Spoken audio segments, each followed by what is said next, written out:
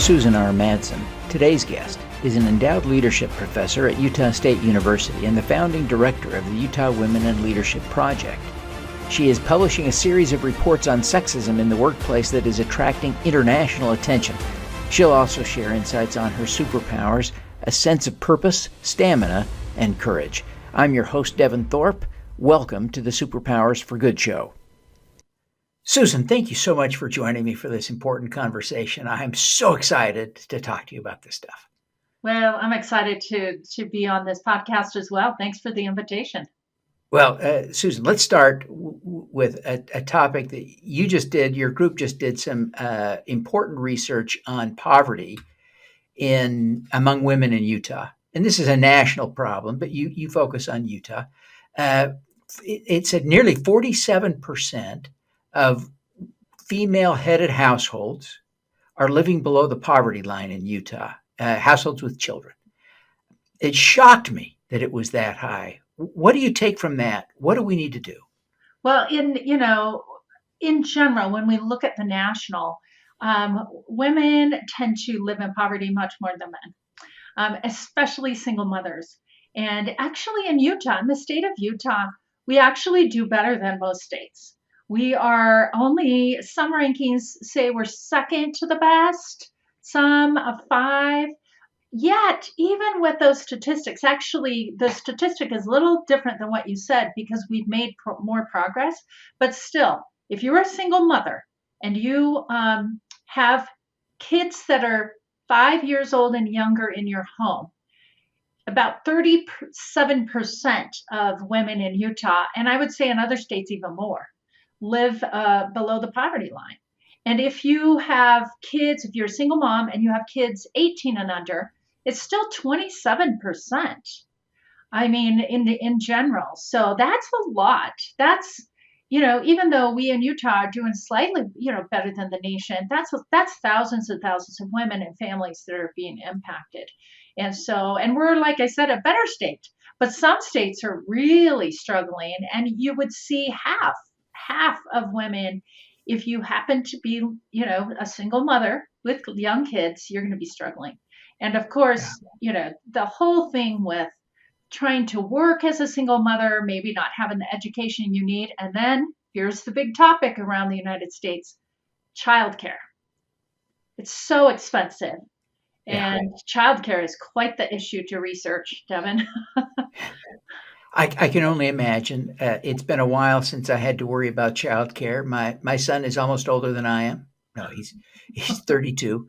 So we don't worry about it. It's been a while, a minute, but yeah, I think the poverty issues are really complex, but it probably the biggest issue is the child care. And as much as I would like to go there and visit with you about that, we have limited time, and I'm really excited. These complex issues all contribute one to another, but gender bias is a huge problem that we have to confront. And its effect is difficult to measure. It's difficult to quantify gender bias. But you've done some amazing research, you and your team, on the comments that women record hearing in the workplace and elsewhere. And often those comments are from men, not always, but often from men. And some of the comments, then you've also gathered the feedback from the women and how offended they were.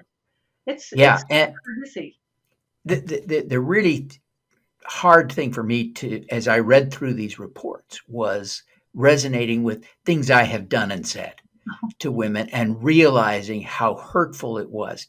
Didn't intend to be.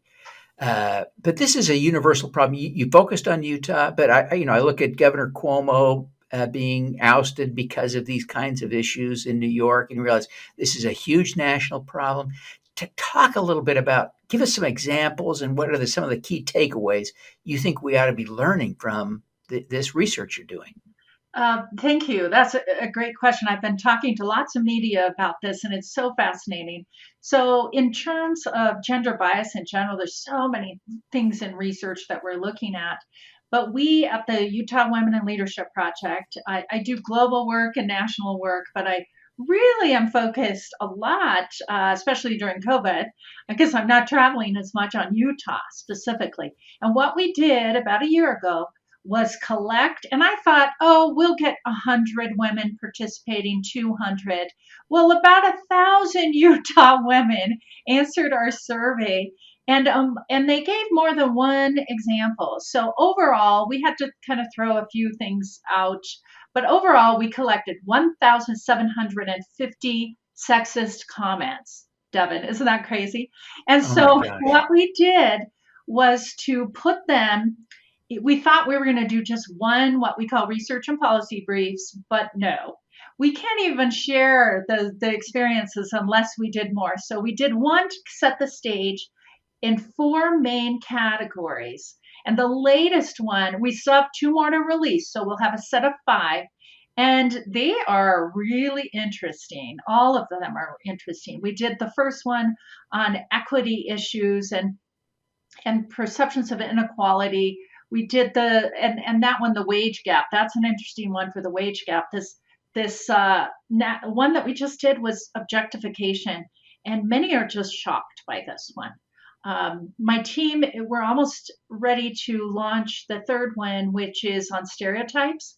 And the coders are already have told me that I'm going to be shocked again. So, but what we do is really use an academic process of pulling out themes. And so, just I thought we could talk for a minute just about the objectification. And what happened was that in those, what we did was let all of the comments. So we found, of all of those comments, about 625 comments were objectification, and then we put them Wow. into subcategories. So the biggest one under objectification, this won't be a surprise, is comments focused on physical appearance of bodies, and about 251. But number two, sexual harassment. Some of the comments are just very disturbing, and we didn't even put the worst in here. And then others, sexualizing women, unwanted sexual advances, being excluded from work activities in a way that objectified them. And we had a few that were just accusations of using sex to get ahead. That's very distressing for many. So, yeah, I mean, they're all super interesting, but we did find about 80 plus percentage were from men. And Yeah. so some came from women, and most from men between 40 and 60, but some were little kids, some were, others, and often they were people that were superior to them. So they're bosses, sometimes peers, but bosses as well. And so, we have so many examples, especially. Do you want me to share a few examples? Yes, yes, Those please are share some good. examples. We got to get into the dirt here just a little bit. So here's one. Let's do a few on the focus on physical appearance. So here's one. The first time we met, he said, "What a surprise. I thought you'd look a lot older than you do. You've still got a good 10 years of kitten left in you." Um, and so that is, you know, one that you would like, what?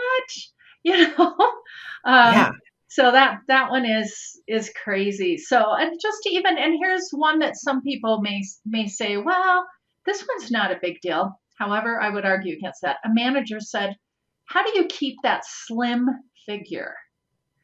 Um, so you would think, well, that's kind of nice. Well, first of all, that isn't, for some could take that nicely, but for some, that's like, don't talk about my body. I'm here for my mind. I'm here for my brain. I've had many women, for instance, just a couple of months ago, a woman who was a lawyer.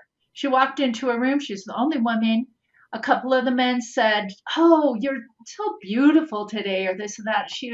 She was just like, I it's not about my body. And so she said, then I sat down, and the client that was there, they didn't engage her. They're like, "Oh, she must be here for looks." And so yeah, some things that we say may not seem like they're a big deal, but they are a big deal to a lot yeah. of things. So this one's a sad, kind of a sad one. He wanted to know how they could let me, someone who is homely and looks like a settled man, work at the front desk when there was a real looker in the other office who could be in my place. Another woman told us that her boss basically said, well, if you're pregnant, nobody can see that you're pregnant. You just need to hide that, you know. So those were some about, looks, and those were not even the I wanted to share one more. I'm looking at my time. So this Yeah, was a please. mayor. This was a mayor in the state of Utah. He looked at me and said, "You? But you're a cute little blonde thing. You can't be a mayor."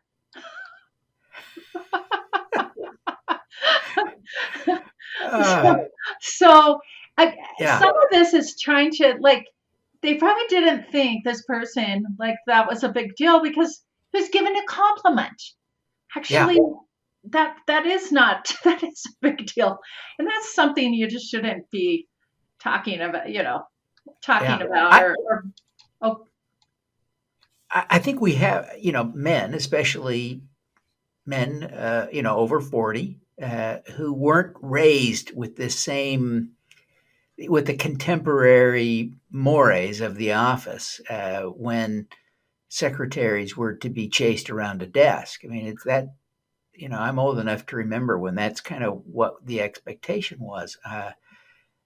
And I think men honestly don't understand how women feel when we say stupid things like you've described, and especially things that seem so benign, like looking good. You look good no. today. I like that dress. I like those shoes. Whatever. And your point is, it's never relevant, right? In the office, how you look is just never something a guy should be commenting on, is it?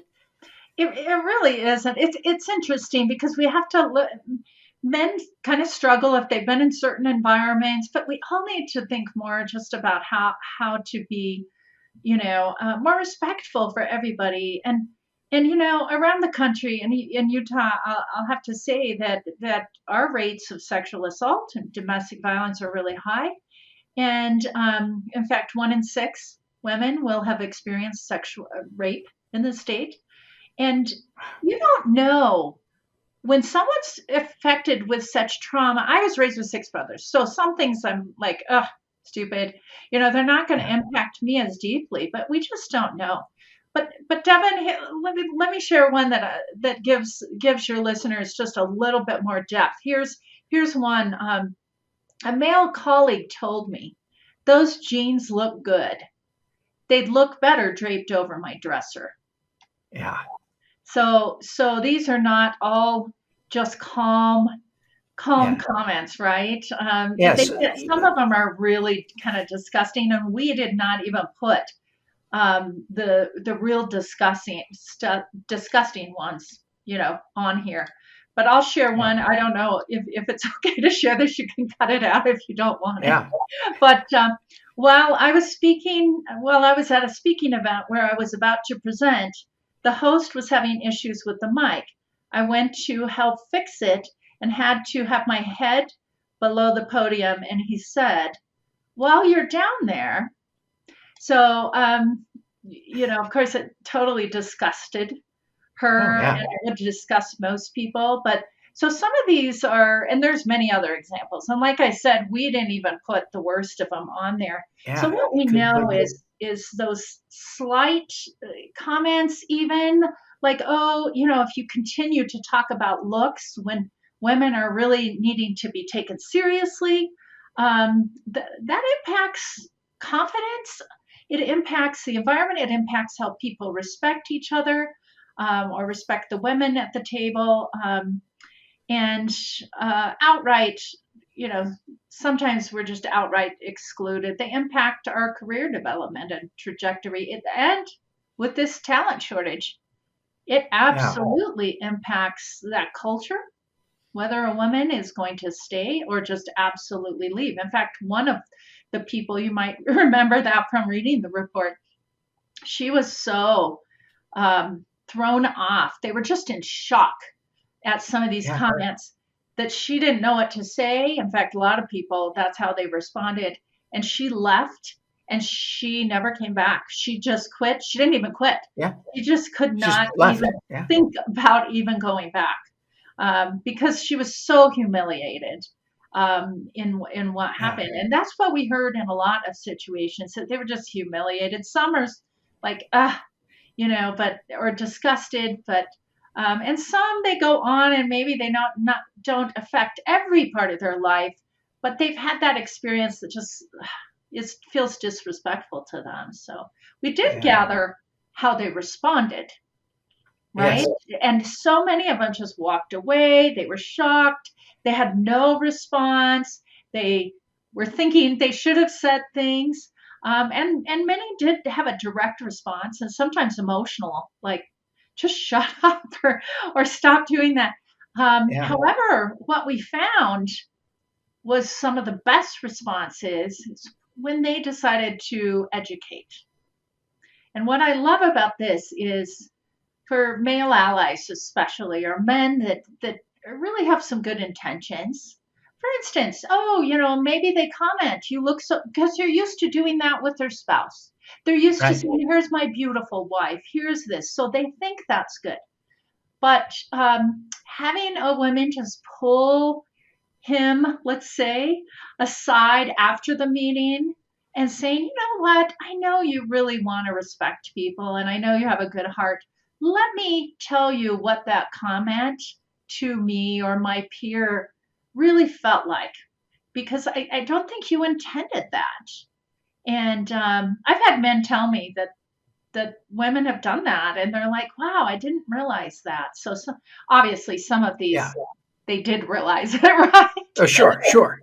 Yeah. But as I read through the report, it seemed to me that many, I wouldn't say most, but many were probably offered in a sort of at least benign intention, Yeah. or maybe even a kind intention, and it just misfired, right? Because men don't appreciate what they're really doing to a woman sometimes when they say this stuff. And so, my thought is it's incredibly important for men and women, but especially men who don't empathize as much as well as automatically with the women in their situation to read your report. We just have to read it and go, oh my gosh, that's how Well, women that's feel why when I we say did that. 5, and like I said, in Right. March, actually, we'll do the last couple, but, the first one sets the stage, and then we really get in, but the reason we did so many is we said, "Wait, to learn and grow, that's the whole purpose." The whole purpose of doing all this research is not to say,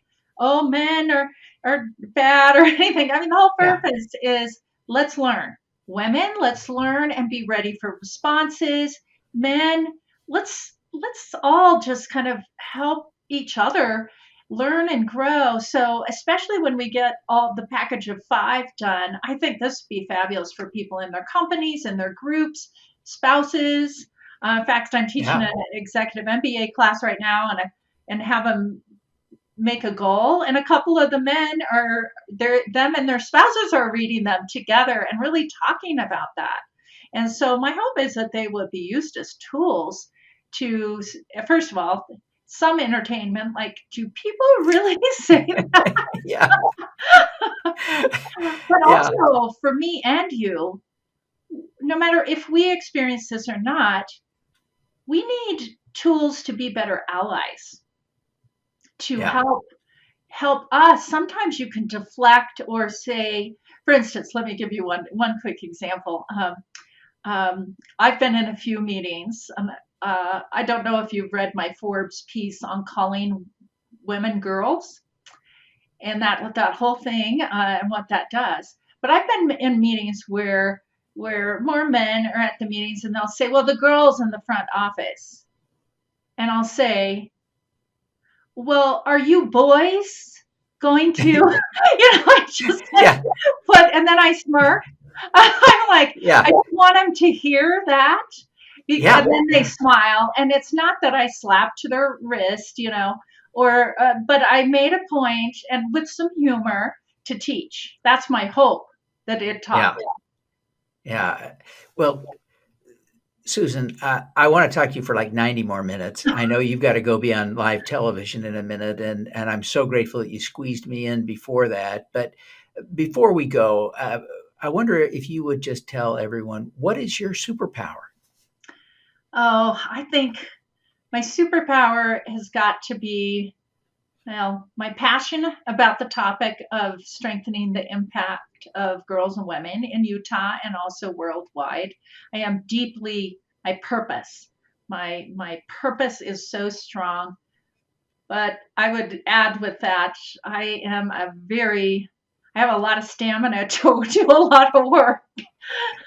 and and I'm not afraid. So I can Yeah, speak, maybe it's my age, maybe it's, I don't know what it is, but at this point in my life, I speak truth and I base that on research. So, yeah, yeah. thank you for that question. Well, as you think about that, and it's really three different superpowers: sense of purpose, stamina, and oh, I lost the third one. But see, yeah, I'm not smart enough Oh, courage, to do this courage, job. the That's courage. right, the fearlessness. Yes. So let me just ask you as a follow up on stamina. How would you coach someone to develop and strengthen their stamina for the kind of work you do? Well, I, my stamina, I'm referring to, I work a lot, which I don't know is really a good thing. Um, but I also, so I wouldn't encourage that. It's not good for work life. But my kids are older now, and I have so many requests, but they're not requests that I get paid for necessarily. They're not, they're purpose driven. So, purpose driven is mostly a strength, but it could be when you feel such a strong responsibility, it can get in the way, right?